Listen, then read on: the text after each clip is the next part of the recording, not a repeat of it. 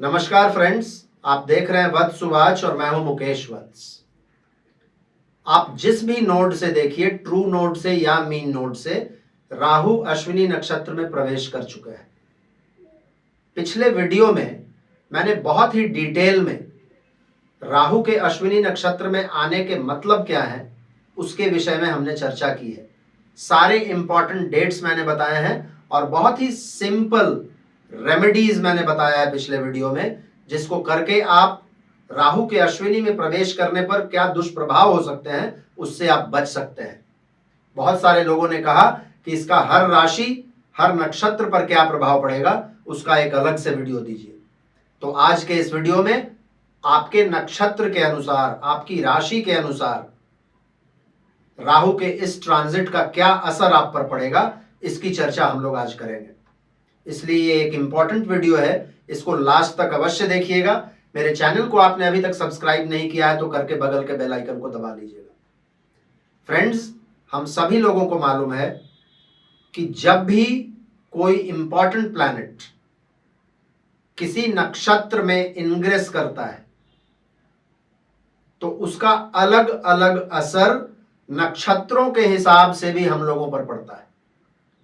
राशि और लगन की चर्चा तो हम लोग हमेशा करते ही हैं।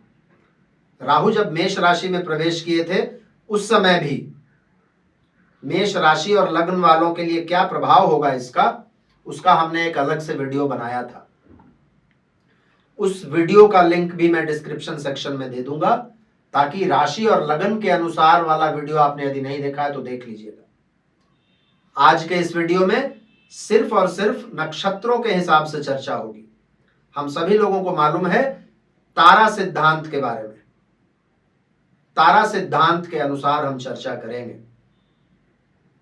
और उसमें सबसे पहला चर्चा केतु के नक्षत्रों का आता है, क्योंकि राहु इस बार अश्विनी में प्रवेश किए हैं जो कि केतु का नक्षत्र है। वैसे भी नक्षत्रों के लिस्ट में यदि देखिएगा तो केतु के नक्षत्र सबसे पहले आते हैं। तो सबसे पहले हम लोग बात करते हैं केतु के नक्षत्रों की, और इसको आप लोग हमेशा अपने चंद्रमा के नक्षत्र के अनुसार देखिएगा।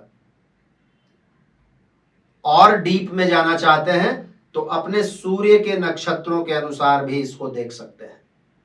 लेकिन तारा सिद्धांत मूलतः कैलकुलेट किया जाता है चंद्रमा के नक्षत्र से। केतु वालों के लिए ये जन्म तारा में ट्रांजिट हो रहा है। जन्म तारा हमेशा एवरेज रिजल्ट देने वाला होता है, न तो बहुत ज्यादा अच्छा और न ही बहुत ज्यादा खराब। तो यदि आपका अश्विनी नक्षत्र में आप पैदा हुए हैं तो आप ही के नक्षत्र में राहु आ रहा है, ये एक न्यूट्रल ट्रांजिट माना जाएगा। लेकिन फिर भी चूंकि राहु आपके सिर पर आकर बैठ रहा है, बिल्कुल जहां आपका चंद्रमा है ठीक उसके ऊपर राहु आ रहा है, इसीलिए थोड़ा मेंटल टेंशन इस समय में बढ़ सकता है। अपना गुस्सा, अपना ईगो, इन सभी चीजों पर आपको कंट्रोल रखना होगा। इंपल्स में आकर, आवेग में आकर कोई भी काम नहीं करना चाहिए। नए कार्यों के शुरुआत के लिए तो समय अच्छा है, लेकिन क्या एथिकल है और क्या अनएथिकल, इसका एक बार ध्यान जरूर कर लीजिएगा। केतु का दूसरा नक्षत्र होता है फ्रेंड्स मघा, जो कि सिंह राशि में आता है।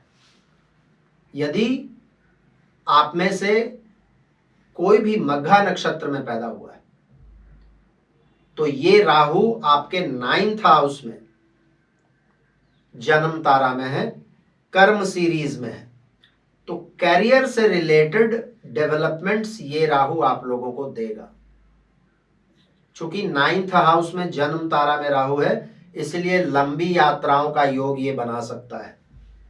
लेकिन लंबी यात्रा करते समय मेंटल टेंशन्स आपके हो सकते हैं, इसका ध्यान आप लोगों को रखना होगा। यदि थोड़ा स्पिरिचुअल रहिएगा तो कैरियर में ये पॉजिटिव चेंजेस आप लोगों को जरूर देगा। लंबी यात्राओं के लिए ठीक ठाक है, लेकिन जैसा मैंने कहा थोड़ी सावधानी रखिएगा। उच्च शिक्षा वगैरह परस्यू कर रहे हैं तो मेंटल टेंशन्स भले रहेंगे, लेकिन फिर भी आप मैनेज कर लीजिएगा। तीसरा नक्षत्र है फ्रेंड्स केतु का मूल नक्षत्र। मूल नक्षत्र वालों के लिए यह समय अपने आप को ओपन करने का समय होगा, अपने आप को थोड़ा और रिसेप्टिव रखने का यह समय होगा।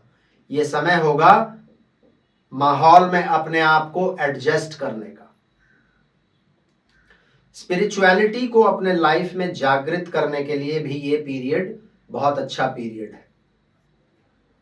माता का आशीर्वाद आपको इस समय में मिलेगा। घर में हो सकता है कुछ मांगलिक प्रसंग आएंगे, लेकिन एक चीज का ध्यान रखना पड़ेगा, कोई भी गलत तरीके के प्रेम प्रसंगों में इस समय में मत पड़िएगा। रिस्क, जुआ, सट्टा, इन चीजों में राहु आपको खींच कर ना ले जाए, इसका ध्यान रखिएगा। और स्पिरिचुअल रहिएगा और पॉजिटिव एनर्जी का यदि आप यूज करते हैं, यदि अपने एनर्जी का आप पॉजिटिव यूज करते हैं, तो ये पीरियड आप लोगों के लिए भी बहुत अच्छा पीरियड होगा। अगला नंबर फ्रेंड्स शुक्र के तीनों नक्षत्रों का आता है, और शुक्र के लिए राहु का ये ट्रांजिट अति मित्र तारा में हो रहा है। शुक्र का जो पहला नक्षत्र है भरणी, भरणी वालों के लिए समझिए तो राहु का एक नया साइकिल का शुरुआत हो रहा है, क्योंकि अभी कल तक राहु भरणी नक्षत्र में ही थे, और अब आज से राहु अश्विनी में प्रवेश करने जा रहे हैं, यानी कि भरणी वालों के लिए एक नए साइकिल की शुरुआत होने जा रही है। अभी तक राहु आपके लिए जन्म तारा में थे, अब अति मित्र तारा में आ गया है, तो ये ट्रांजिट बहुत ही अच्छा ट्रांजिट है। आपको नए अवसरों की प्राप्ति होगी और नए चीजों की शुरुआत आप इस समय में करेंगे। राहु एक्सपेंशन देंगे, लेकिन आपके लिए भी राहु फर्स्ट हाउस में है, इसीलिए अहम, गुस्सा, एटीट्यूड, इन सभी चीजों से आपको बचना पड़ेगा। अपने कार्यों को करने के लिए आप अलग तरीके की युक्तियां, अलग तरीके के माध्यम, जो सामान्य से अलग है, उसका प्रयोग करेंगे। और शुरू शुरू में लोग आपको थोड़ा सा अलग तरीके से देखेंगे, लेकिन फिर धीरे धीरे लोग भी इसको समझेंगे और आपको उनका सहयोग भी मिलने लगेगा। तो कुल मिलाकर आपका जन्म यदि भरणी नक्षत्र में हुआ है तो ये ट्रांजिट आपके लिए बढ़िया ट्रांजिट है। शुक्र का दूसरा नक्षत्र है फ्रेंड्स पूर्वा फाल्गुनी। पूर्वा फाल्गुनी वालों के लिए राहु अभी 9th हाउस में प्रवास कर रहे हैं, और Rahu in general 9th house में यानी धर्म के हाउस में बहुत कंफर्टेबल नहीं माने जाते, लेकिन फिर भी राहु आपके भी मित्र हैं, और जिस नक्षत्र में प्रवास कर रहे हैं राहु, वो नक्षत्र भी आपके लिए अति मित्र तारा में आता है। आप यदि दोनों नक्षत्रों के योनियों को भी देखिएगा तो दोनों योनि में भी कोई वैमनस्य नहीं है, इसलिए ये राहु का ट्रांजिट आपके लिए बढ़िया ट्रांजिट माना जाएगा। आपके लिए आध्यात्म, थोड़ा सा सिर्फ आध्यात्मिक बने रहिएगा तो इस ट्रांजिट का आपको पूरा लाभ मिलेगा। क्या प्रशस्त है, क्या अप्रशस्त है, क्या एथिकल है, क्या अनएथिकल है, इसका सिर्फ यदि ध्यान रखिएगा तो 9th हाउस का राहु बुरा नहीं करेगा। दूर की यात्राओं का मार्ग प्रशस्त करेगा। आप यदि हायर स्टडीज में हैं तो आपके लिए भी ये बहुत अच्छा है। दूर के स्थानों से कुछ अच्छे समाचारों की प्राप्ति हो सकती है। आपके पिता भी इस समय में अच्छा करेंगे। तो कुल मिलाकर हर दृष्टिकोण से ये ट्रांजिट अच्छा है, सिर्फ थोड़ा सा एथिकल और अनएथिकल क्या है इसका ध्यान रख लीजिएगा। शुक्र का तीसरा नक्षत्र है फ्रेंड्स पूर्वाषाढ़। पूर्वाषाढ़ वालों के लिए भी राहु का प्रसार अभी उनके 5th हाउस से हो रहा है। 5th हाउस भी त्रिकोण है, और जैसा मैंने पूर्वा फाल्गुनी के लिए कहा वही फिर कहूंगा कि 5th हाउस में राहु बहुत ज्यादा कंफर्टेबल नहीं रहते, लेकिन फिर भी राहु आपके मित्र हैं और अति मित्र तारा से प्रवास कर रहे हैं, तो इसके रिजल्ट्स अच्छे ही मिलेंगे। कुछ लोगों को शेयर मार्केट वगैरह में लाभ इस समय में मिलेगा, लेकिन पूरा मई और आधा जून इस समय में ये ध्यान रखिएगा कि अति रिस्क मत ले लीजिएगा, नहीं तो आप फंस सकते हैं। थोड़ा सा आपको भी आध्यात्मिक रहना चाहिए, मंत्र साधना वगैरह करते रहिएगा तो इस राहु का रिजल्ट्स अच्छा ही मिलेगा। बच्चों के साथ संबंध और बच्चों का स्वास्थ्य, इस पर भी थोड़ा सा ध्यान रखना पड़ेगा। खास करके मार्स जब आपके लिए 8th हाउस में जाएंगे उस समय में बहुत ज्यादा ध्यान रखना पड़ेगा। स्टूडेंट्स, शिक्षक, कलाकार, जो लोग भी किसी भी तरीके के क्रिएटिव काम में हैं, स्टार्टअप्स में हैं, उन लोगों के लिए ये ट्रांजिट बहुत बढ़िया ट्रांजिट रहेगा। अगला नंबर फ्रेंड्स सूर्य के तीनों नक्षत्रों का आता है। सूर्य के नक्षत्र फ्रेंड्स एक ही राशि में नहीं होते, 2 राशियों में बंटे हुए होते हैं। सूर्य के किसी भी नक्षत्र को देखिएगा तो उसका पहला पद हमेशा किसी न किसी फायरी राशि में रहेगा, जैसे कि मेष, सिंह, धनु, और बाकी के 3 पद जो होते हैं वो अगले अर्थ साइन में होते हैं, जैसे कि वृषभ, कन्या और मकर। सूर्य के लिए राहु का जो ये ट्रांजिट है सूर्य के नक्षत्रों के लिए ये मित्र तारा में हो रहा है, और सबसे पहला सूर्य का नक्षत्र है कृतिका। कृतिका का जो पहला पद है जो मेष राशि में आता है, उन लोगों के लिए ये आधान अर्क्ष में मित्र तारा में आ रहे हैं राहु, तो लोगों के सहयोग मिलेगा। शिक्षा, व्यवसाय, उच्च शिक्षा से जुड़े हुए लोगों के लिए ये समय अच्छा है। आप लोगों के लिए भी 1st हाउस में राहु है, अपना एटीट्यूड, ईगो, गुस्सा, इन चीजों पर थोड़ा सा सिर्फ कंट्रोल रखिएगा।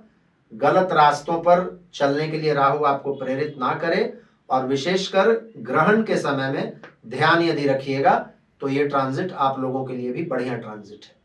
कृतिका के जो बाकी 3 पद हैं जो वृषभ राशि में आते हैं, उन लोगों के लिए ये राहु लंबी यात्राएं देने वाला होगा और यात्राओं में सफलता भी मिलेगी। अच्छे लोगों से मुलाकात करवाएगा, इन्फ्लुएंशियल लोगों से। ध्यान सिर्फ ये रखना है कि 12th में जब रहेंगे राहु तो गलत मित्रता भी दे सकते हैं, गलत आदतें दे सकते हैं, कोई व्यसन वगैरह की तरफ आकर्षण बढ़ा सकते हैं। आप लोगों को भी चाहिए थोड़ा सा आध्यात्मिक रहिए और थोड़ा बहुत चैरिटेबल ऑर्गेनाइजेशन में डोनेशन करते रहिए। ये सब यदि करते रहेंगे तो आपके लिए ये ट्रांजिट बहुत ही अच्छा ट्रांजिट है। सूर्य का दूसरा नक्षत्र है फ्रेंड्स उत्तरा फाल्गुनी। उत्तरा फाल्गुनी के पहले पद में यदि आप पैदा हुए हैं तो ये राहु का ट्रांजिट आपके लिए मित्र तारा में है। आप लोगों के लिए भी ये राहु अपॉर्चुनिटीज क्रिएट करेगा, लोगों से सहयोग दिलवाएगा, विदेशों के साथ संबंध स्थापित करवाएगा। विदेशों के साथ किसी भी तरीके के आप काम से जुड़े हुए हैं तो लाभ मिलेगा। विदेश जाने का प्रयास कर रहे हैं तो बहुत अच्छा ट्रांजिट है। लेकिन आप लोगों को भी स्वतंत्रता और स्वच्छंदता का अंतर समझना होगा। अपने अगल बगल के लोगों के फीडबैक को सुनना पड़ेगा। सिर्फ अपने तरीके से अपने ईगो में काम करेंगे तो ये आपको थोड़ा लॉस भी दे सकता है, इसका ध्यान रख लीजिएगा। उत्तरा फाल्गुनी के लास्ट के 3 पद, 2nd, 3rd और 4th पद, यानी कि कन्या राशि में जो उत्तरा फाल्गुनी पड़ता है, उन लोगों के लिए राहु का ये ट्रांजिट 8th हाउस में मित्र तारा में हो रहा है। तो देखिएगा, पुरानी कोई भी व्याधि, कोई भी बीमारी से आप परेशान थे, उसमें आपको इस समय में राहत मिलेगा। विरासत संबंधित चीजों में आप देखिएगा एक सडन सॉल्यूशन मिलेगा। कुछ लोगों के लिए राहु का ये ट्रांजिट सडन फायदा करवाने वाला भी हो सकता है। जो लोग भी इंश्योरेंस वगैरह के फील्ड में है, माइनिंग के फील्ड में है, रिसर्च के फील्ड में है, उन लोगों के लिए 8th हाउस का ये राहु मित्र तारा में बहुत अच्छे रिजल्ट्स देने वाला होगा। सूर्य का तीसरा नक्षत्र है फ्रेंड्स उत्तराषाढ़। उत्तराषाढ़ के पहले पद यानी कि धनु राशि में जो पैदा हुए हैं उन लोगों के लिए राहु का ये ट्रांजिट 5th हाउस में मित्र तारा में हो रहा है। जो लोग भी शिक्षा से जुड़े हुए हैं, स्टूडेंट हैं, प्रोफेसर्स हैं, लेक्चरर्स हैं, आप लोगों के लिए ये समय बहुत ही बढ़िया टाइम है। लेकिन ध्यान रखना पड़ेगा, राहु 5th हाउस में बहुत अच्छे नहीं माने जाते, डिस्ट्रैक्शंस भी दे सकते हैं, तो थोड़ा फोकस्ड रहने की आवश्यकता है। इस समय आपके बच्चे भी बहुत अच्छा करेंगे। शेयर मार्केट वगैरह में भी थोड़ा लाभ हो सकता है, लेकिन आप लोगों को भी मैं कहूँगा, राहु कभी कभी माया में फंसा भी देता है, इसलिए बहुत ज़्यादा रिस्क मत लीजिएगा। यदि 5th हाउस में राहु के बुरे प्रभावों से बचने का कोई रेमेडी करना चाहते हैं तो मेरे पिछले वीडियो को देख लीजिए। अश्विनी में राहु से संबंधित जो भी सिंपल रेमेडीज हैं उनको कीजिए, आप बिल्कुल ठीक रहिएगा। उत्तराषाढ़ के जो लास्ट के 3 पद हैं यानी कि 2nd, 3rd और 4th, जो कि मकर राशि में आता है, इसमें जिन लोग भी पैदा हुए हैं उन लोगों के लिए परिवार के लोगों से सहयोग इस समय में मिलेगा। 4th में राहु बहुत अच्छे नहीं माने जाते, लेकिन मित्र तारा में है इसलिए बहुत ज्यादा परेशान नहीं करेंगे। खास करके ग्रहण के समय में थोड़ा mental tensions, house hold related चीजों को लेकर हो सकता है, उस समय का थोड़ा सा ध्यान रख लीजिएगा। थोड़ा सा स्पिरिचुअल होना सीखिए। बाकी 4th हाउस से संबंधित जो भी अच्छी चीजें हैं, मकान, वाहन वगैरह खरीदना, इन चीजों के मार्ग को भी राहु प्रशस्त कर सकता है। सिर्फ थोड़ा सा खरीदारी वगैरह करने के समय में ध्यान रखिएगा, और विशेषकर ग्रहण के समय में कोई भी इंपल्सिव कार्य नहीं कीजिएगा। नक्षत्रों के सीरीज में फ्रेंड्स अगला सीरीज आता है चंद्रमा के नक्षत्रों का, और चंद्रमा के नक्षत्र वालों के लिए राहु का ये ट्रांजिट सबसे डेंजरस ट्रांजिट सिद्ध हो सकता है। क्यों? क्योंकि राहु जिस नक्षत्र में प्रवास करेंगे अभी, वो चंद्रमा के नक्षत्र वालों के लिए वध तारा में आता है। तो यदि आपका बर्थ चंद्रमा के नक्षत्रों में हुआ है तो ये पीरियड सबसे ज्यादा ध्यान देने वाला पीरियड है। और सबसे पहला नक्षत्र है रोहिणी। यदि सबसे बुरे रिजल्ट्स किसी नक्षत्र को मिलेगा इस ट्रांजिट का, तो वो होगा रोहिणी नक्षत्र। क्यों मैं ऐसा कह रहा हूं? क्योंकि रोहिणी से यदि आप काउंट कीजिएगा तो अश्विनी 25वां नक्षत्र आता है, 25th नक्षत्र है। यानी आधान सीरीज में वध तारा में आता है, ये सबसे बुरा माना जाता है। तो यदि किसी का भी रोहिणी नक्षत्र वाले कोई भी है तो उन लोगों को अपने स्वास्थ्य का बहुत ध्यान रखना चाहिए। हॉस्पिटलाइजेशन वगैरह हो सकता है, फाइनेंशियल लॉसेस हो सकते हैं, यात्रा यदि करते हैं तो बहुत सावधानी रखिएगा। झगड़ा झंझट वाले स्थानों से बिल्कुल दूर रहिएगा।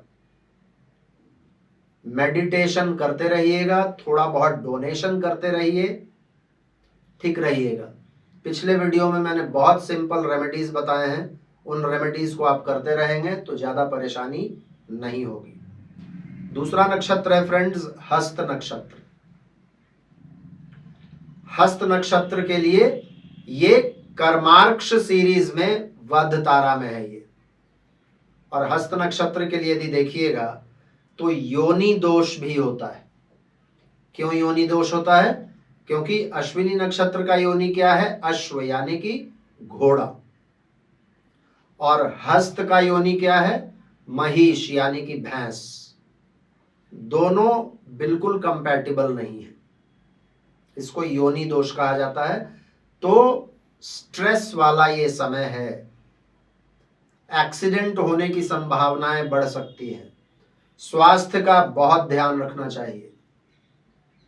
Urinary tract infection, piles, fistula, पैरों में चोट लगना, पुरुषों के लिए प्रोस्टेट का इश्यूज, ये सभी चीजें इस समय में हो सकता है। अनिर्णय की स्थिति रहेगी।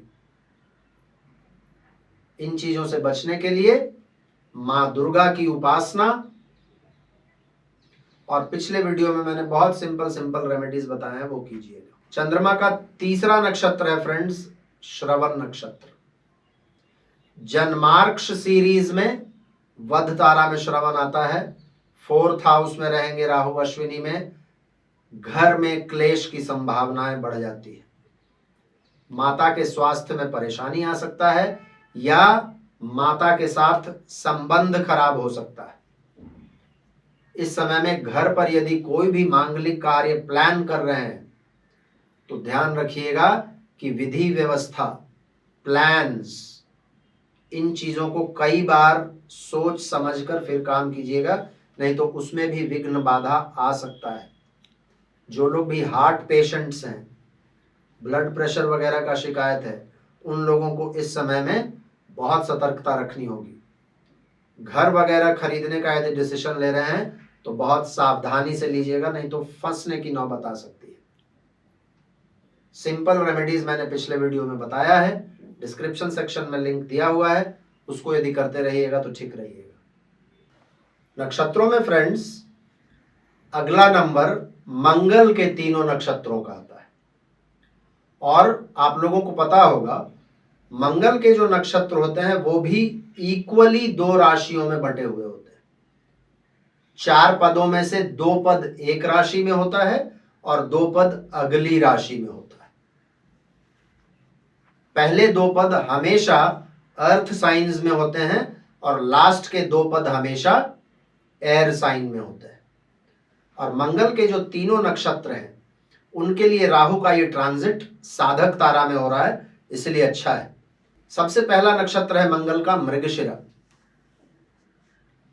यदि वृषभ वाले मृगशिरा में आप पैदा हुए हैं तो आपके लिए 12th हाउस में राहु है। 12th हाउस का राहु वैसे भी विदेश गमन के लिए बहुत अच्छा माना जाता है, और जब साधक तारा में राहु आ रहे हैं आपके लिए तो विदेश जाने का यदि आप किसी भी तरीके से प्लान कर रहे थे और उसमें दिक्कतें आ रही थी तो अब वो मार्ग प्रशस्त होगा।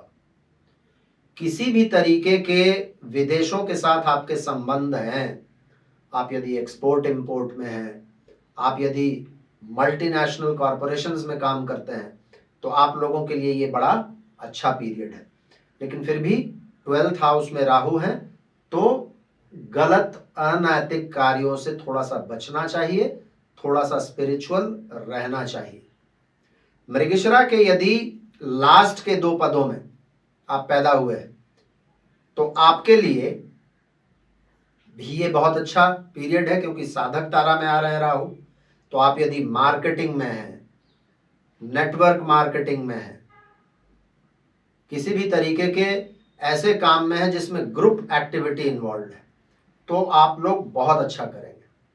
अपने सुपीरियर्स का इस समय में आप लोगों को सहयोग मिलेगा, नए इन्वेस्टमेंट्स के आइडियाज आपको मिलेंगे, नए अपॉर्चुनिटीज आपके लिए क्रिएट होंगे, और पहले के सोचे हुए काम जो आपने कैरियर वगैरह के लिए, अपने लाभ के लिए सोच रखा था, वो सारे काम अब धीरे धीरे आपके पूरे होंगे।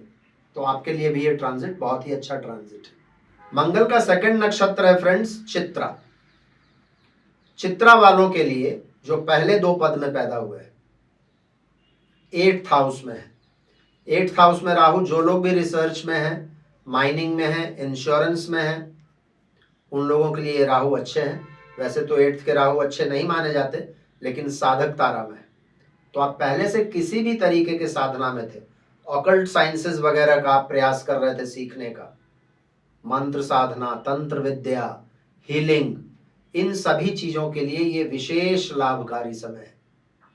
कोई भी विरासत संबंधित चीज, विल्स, इनहेरिटेंस, इन सभी चीजों से संबंधित कोई भी अच्छा समाचार आपको सडनली मिल सकता है। तो आप लोगों के लिए भी ये समय ठीक ठाक समय है। यदि चित्रा के लास्ट के 2 पद में आप पैदा हुए तो 7th हाउस में साधक तारा में राहु है। 7th हाउस से संबंधित जिन भी चीजों का आप प्रयास कर रहे थे, मान लीजिए आपका मैरिज नहीं हुआ, मैरिज का प्रयास कर रहे थे और 7th के राहु कहीं ना कहीं उस चीज में अड़ंगा डाल रहे थे, तो वो अब प्रॉब्लम्स आपका सॉल्व हो जाएगा, अच्छे बिजनेस पार्टनर्स मिलेंगे, व्यवसाय में अच्छी बढ़ोतरी होगी, अच्छे डील्स आप इस समय में साइन कर सकते हैं, और अनकन्वेंशनल रिलेशनशिप से बचना चाहिए। राहु मैंने कहा विवाह जैसे संबंध बनवा सकते हैं, लेकिन विवाह जैसे संबंध किनके साथ राहु बनवाना चाहते हैं इस पर थोड़ा सा ध्यान दे दीजिएगा।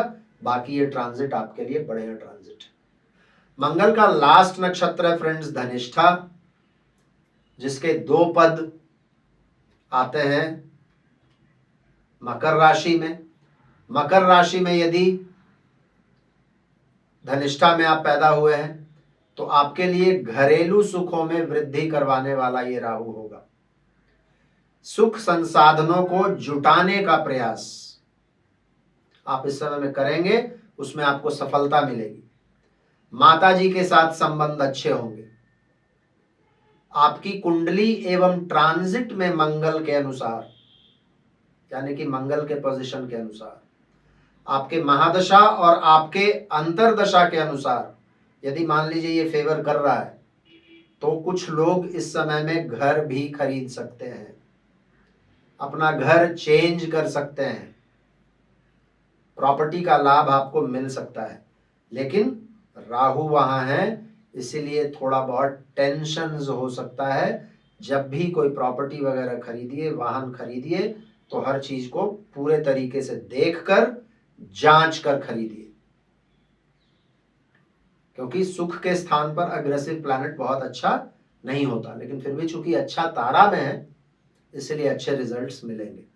यदि धनिष्ठा के लास्ट के 2 पदों में आप पैदा हुए हैं, कुंभ राशि वाले धनिष्ठा के लिए ट्रैवलिंग, यात्राओं से लाभ मिलेगा। क्रिएटिव फील्ड में जो लोग भी हैं, मीडिया से जुड़े हुए हैं, आईटी प्रोफेशनल्स हैं, किसी भी कॉम्पिटिटिव फील्ड में हैं, स्पोर्ट्स खेलते हैं, म्यूजिशियन हैं, उन लोगों के लिए ये बहुत अच्छा है। नए इनिशिएटिव्स को लेने के लिए, नए आइडियाज को मूर्त रूप देने के लिए ये बहुत अच्छा सा ट्रांजिट है आप लोगों के लिए। इस ट्रांजिट का आप लोगों को लाभ लेना चाहिए। नक्षत्रों के सीरीज में फ्रेंड्स अगला नंबर आता है राहु का। यदि आप लोगों में से कोई भी राहु के नक्षत्रों में पैदा हुए हैं तो ये जो ट्रांजिट है राहु का, ये प्रत्यारी तारा में है। प्रत्यारी मतलब ऑपोजिशन, यानी कि आप लोगों के लिए ये ट्रांजिट बहुत अच्छा नहीं है।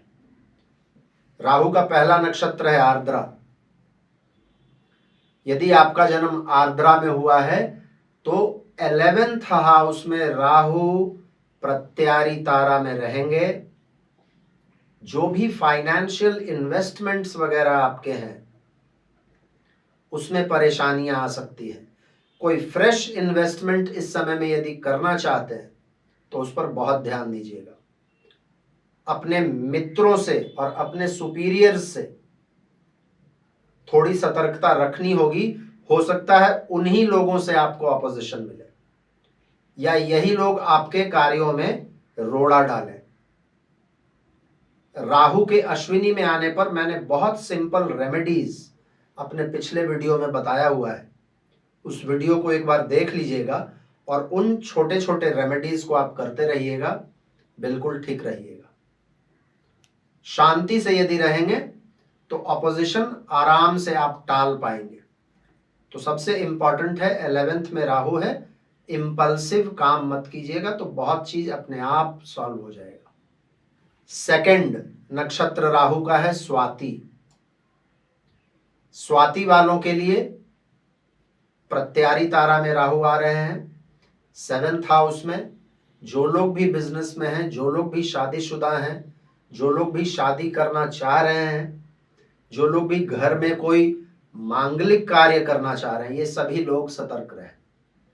जो भी काम करते हैं प्रॉपर प्लानिंग के साथ कीजिएगा, 4 बार सोचकर कीजिएगा, नहीं तो बिजनेस पार्टनर्स के साथ भी संबंध खराब होगा, अपने जीवन साथी के साथ संबंध खराब होगा, आपके जो सोचे हुए कार्य हैं उसमें विघ्न आएंगे। 7th हाउस सामाजिक स्टेटस का भी होता है, कहीं ना कहीं आपके सोशल स्टैंडिंग को भी ये 7th के राहु एक झटका दे सकते हैं।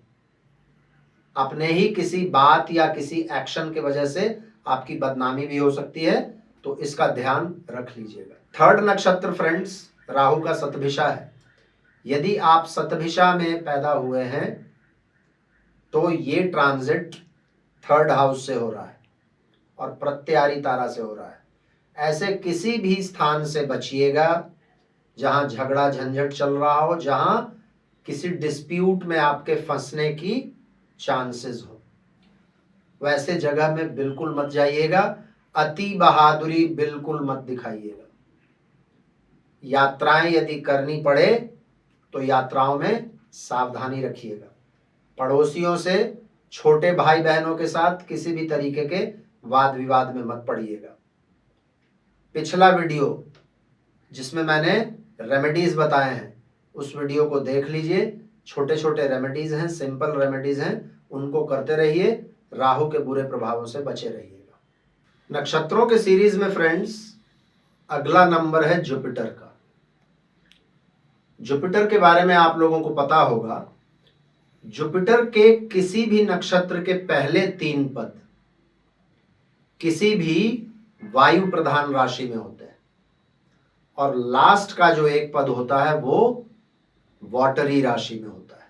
तो बृहस्पति का जो पहला नक्षत्र है पुनर्वसु, उसके जो पहले 3 पद हैं वो मिथुन राशि में आते हैं।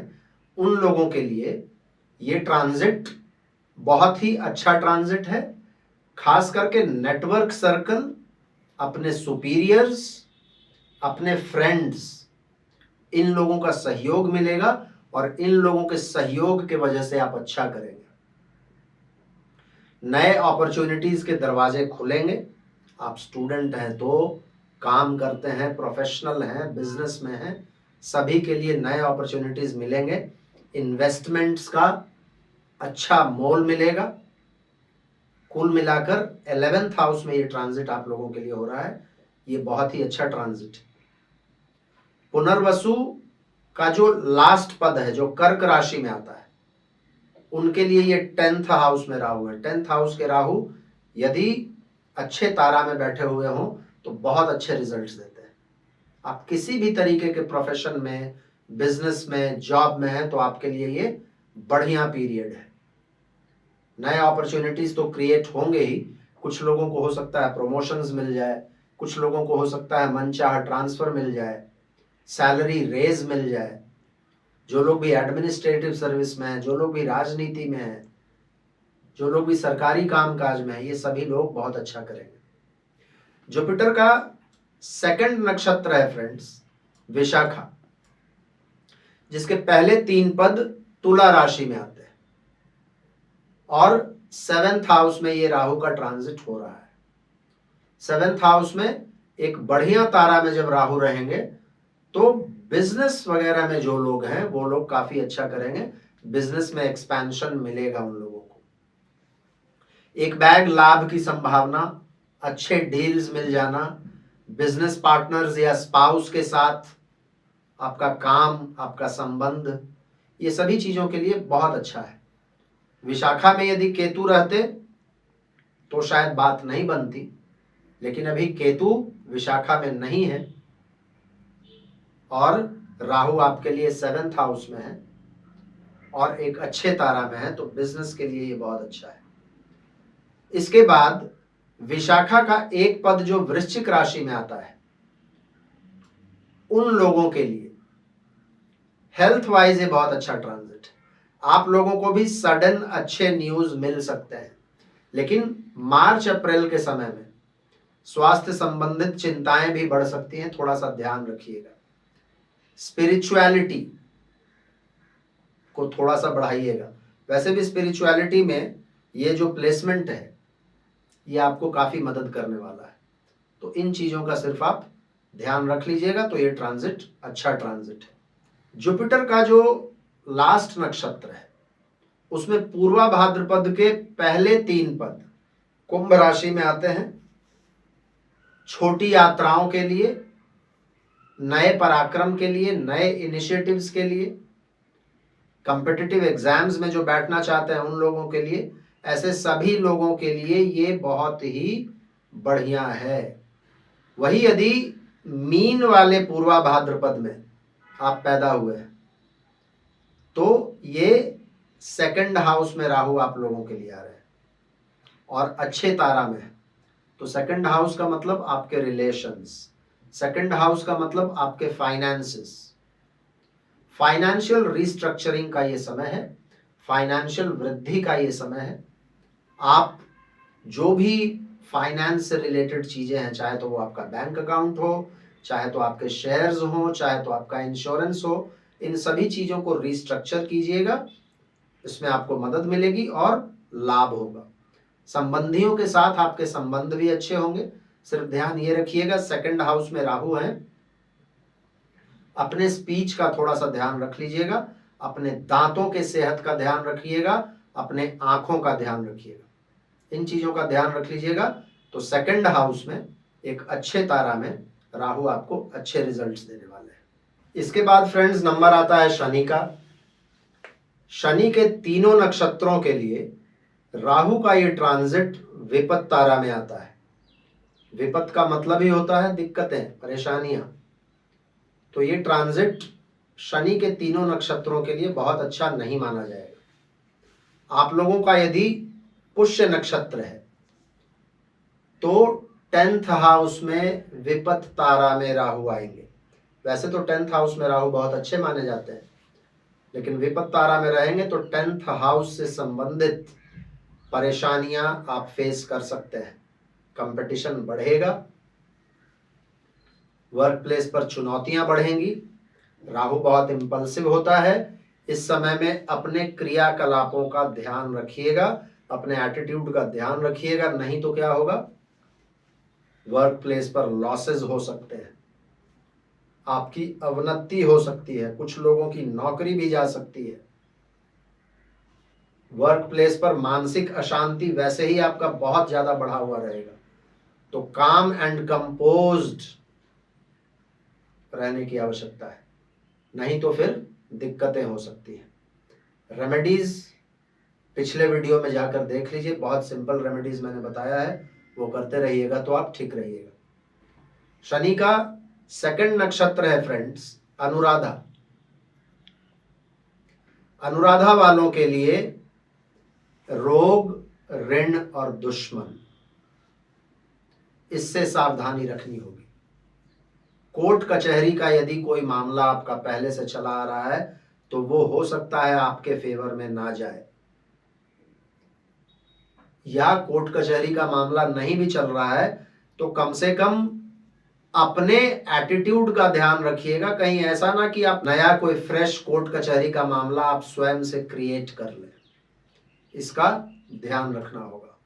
मानसिक तनाव थोड़ा सा बढ़ जाएगा, डेली का रूटीन आपका खराब हो सकता है। मध्य मार्च से अप्रैल अंत तक और अक्टूबर के समय ज्यादा सावधानी रखनी होगी। आप यदि बिजनेस में हैं तो अपने एम्प्लॉयज वगैरह के साथ आपको टेंशन जा सकते हैं।